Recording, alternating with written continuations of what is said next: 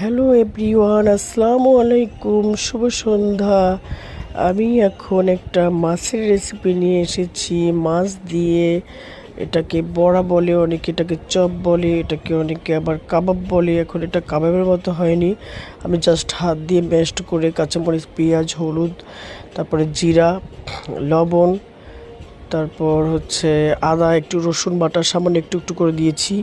দিয়ে আমি আমার বেবির জন্য এই নাস্তাটা নাস্তা হিসাবেও খায়, আবার এটাকে ও ভাত দিয়েও খায়, খুব পছন্দ করে আমার মেয়ে। তার জন্য আমি ওর জন্য এটা বানাই, প্রায় বানাই, মাছ দিয়ে বড়া করি।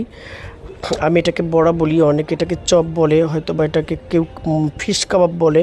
এখন এটা ফিশ কাবাব করতে হলে এটাকে আরেকটু ম্যাশড করতে হয়, পাটায় বাটতে হবে, না হলে ব্লাউন করে নিতে হয়।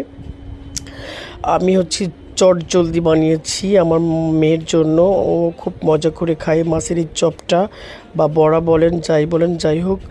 এটাতে আমি ডিম দিয়েছি, কাঁচামরিচ, পেঁয়াজ, লবণ, জিরা গুঁড়া, হলুদের গুঁড়া সব কিছু দিয়ে হাতে করে তারপরে চপের মতো করে তেলে গরম গরম তেলে ভাজলাম। এটাও খুব স্বাদ